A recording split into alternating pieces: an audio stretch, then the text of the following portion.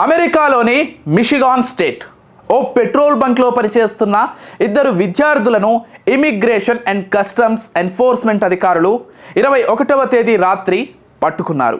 ఆ విద్యార్థులు నిబంధనలకు విరుద్ధంగా క్యాంపస్ బయట అనధికారికంగా పనులు చేస్తుండటమే ఇందుకు కారణం. క్యాంపస్ నుంచి వారు ఎక్కడైనా కానీ బయట పార్ట్ టైం చేస్తే వారిని తిరిగి ఇండియాకు పంపేందుకు అమెరికా ప్రభుత్వం పూర్తి ప్రణాళికలు వేస్తోంది.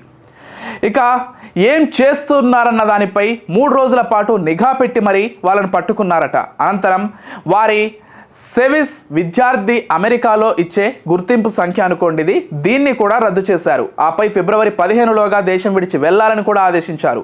దీంతో ఉన్నత చదువుల కోసం అమెరికా వెళ్లి ఖర్చుల కోసం పార్ట్ టైం జాబ్ చేస్తున్న ఈ విద్యార్థుల పరిస్థితి అగమ్య గోచరంగా తయారైంది. మిషిగాన్ మాత్రమే కాదండి, దాదాపు దేశవ్యాప్తంగా ఇవే పరిస్థితులు నెలకొన్నాయి. అక్కడ పార్ట్ టైం ఉద్యోగులు చేసే విద్యార్థుల్లోనూ ఆందోళన మొదలైంది. అంతేకాదు వీరితో పరిచయించుకుంటున్న భారత్కు చెందిన వ్యాపారవేత్తల పరిస్థితి కూడా ఇబ్బందికరంగా మారింది. అమెరికా అధ్యక్షుడు డొనాల్డ్ ట్రంప్ తిరిగి ఎన్నికయ్యాక తీసుకుంటున్న నిర్ణయాలే ఇందుకు కారణం. ట్రంప్ బాధ్యతలు చేపట్టగానే అక్రమ వలసదారులపై కఠినంగా వ్యవహరించాలని నిర్ణయించారు. ఇది అమెరికాలో అధిక సంఖ్యలో ఉన్న భారతీయుల్లో తెలుగు రాష్ట్రాలకు చెందిన వారిలో గుబులు రేపుతోంది. ముఖ్యంగా ఉన్నత చదువుల కోసం F1 వీసాపై అక్కడ ఉంటూ నిబంధనలకు విరుద్ధంగా పార్ట్ టైం ఉద్యోగాలు చేసుకుంటున్న వారు, మాస్టర్స్ పూర్తయి OPT సమయంలో ఉన్నవారి పరిస్థితి ఎటూ తోచకుండా ఉంది. F1 వీసాదారుల్లో దాదాపుగా గుబులు మొదలైందనే చెప్పుకోవాలి. ఉన్నత చదువుల కోసం తమ దేశానికి వచ్చేవారికి అమెరికా ప్రతి ఏటా దాదాపు 2 లక్షల F1 వీసాలు జారీ చేస్తుంది. ఇందులో దాదాపు 40% భారతీయులకే కేటాయిస్తోంది. 2024లో అమెరికా దాదాపు 84,000 మంది భారతీయులకు F1 వీసాలు జారీ చేస్తుంది.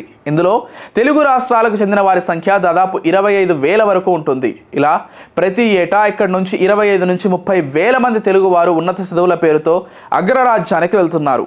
అయితే చాలామంది విద్యార్థులు ఫుల్ టైం చదువుల పేరుతో వీసాలు దక్కించుకొని విద్యను పక్కన పెట్టి అక్కడ పార్ట్ టైం ఉద్యోగాలు చేస్తున్నారు.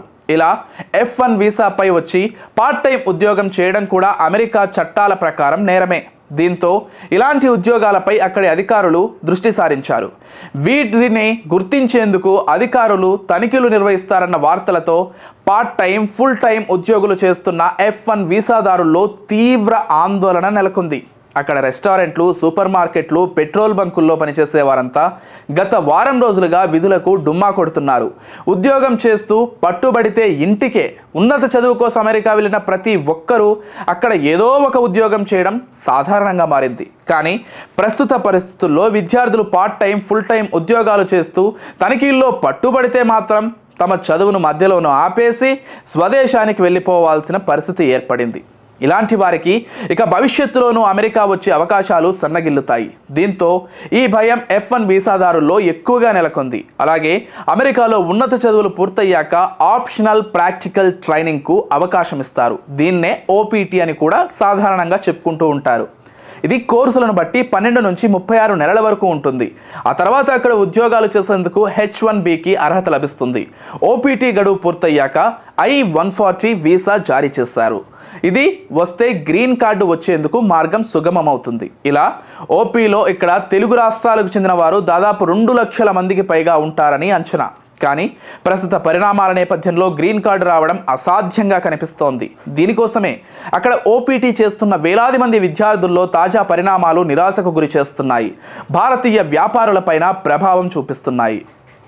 ఇంకా ఇటు విద్యార్థులతో పాటు అక్కడ వ్యాపారులు చేసుకుంటున్న ఇతర భారతీయులపైన తీవ్ర ప్రభావం చూపనుంది ఈ నిర్ణయం.